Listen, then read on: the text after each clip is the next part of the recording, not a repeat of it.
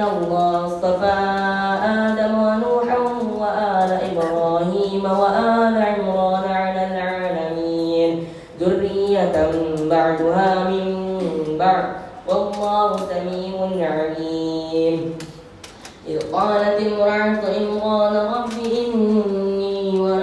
رب إني نذرت لك ما في بطني محررا فتقبل مني إنك أنت السميع العليم فلما وضعتها قالت رب إني وضعتها أنثى والله أعلم بما وضعت وليس الذكر كالأنثى وإني سميتها مريم وإني أعيذها بك وذريتها من الشيطان الرجيم فتقبلها ربها بقبول حسن وأنبتها نباتا حسنا وكفلها زكريا كلما دخل عليها زكريا المحراب وجد عندها رزقا قال يا مريم أنى لك هذا قالت هو من عند الله إن الله يرزق من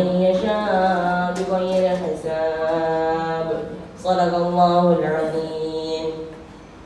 الحمد لله القائل في كتابه الكريم أعوذ بالله من الشيطان الرجيم بسم الله الرحمن الرحيم يا أيها الذين آمنوا كتب عليكم الصيام كما كتب على الذين من قبلكم لعلكم تتقون صدق الله العظيم.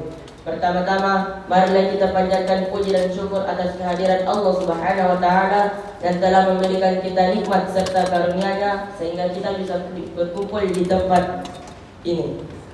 Salawat serta salam tak lupa kita junjungkan kepada Nabi Allah Muhammad sallallahu alaihi wasallam. Pada subuh kali ini izinkan saya membawakan kultum singkat tentang istiqamah.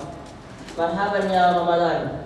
Kita semua tentu tahu bahwa di kehidupan ini tidak mudah untuk istiqamah dalam berbuat dan beramal baik. Namun sebagai seorang muslim kita harus tetap istiqamah dalam melaksanakan kewajiban dan kebaikan.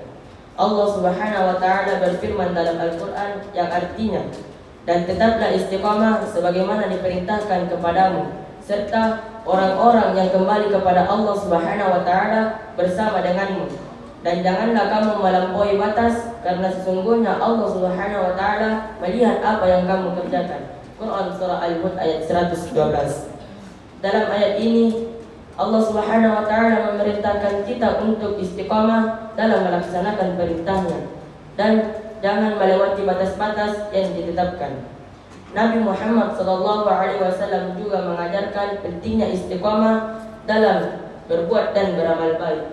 Beliau bersabda yang artinya, sesungguhnya amal itu dinilai dari berdasarkan akhirnya. Barang siapa yang akhirnya baik, maka seluruh amalannya juga baik. Barang siapa yang akhirnya buruk, maka seluruh juga amalannya buruk. Hadis riwayat Bukhari dan Muslim. Dari hadis ini kita bisa belajar bahwa untuk mendapatkan pahala dari Allah Subhanahu wa Ta'ala, kita harus tetap istiqamah dalam berbuat dan beramal baik. Oleh karena itu, mari kita selalu berusaha untuk tetap istiqamah dalam melaksanakan kewajiban dan kebaikan. Ingatlah, setiap amal yang kita lakukan akan menjadi bekal kebahagiaan di akhir kelak nanti. Semoga kita diberikan kekuatan dan kesehatan agar tetap istiqamah dalam melaksanakan berbuat dan beramal baik.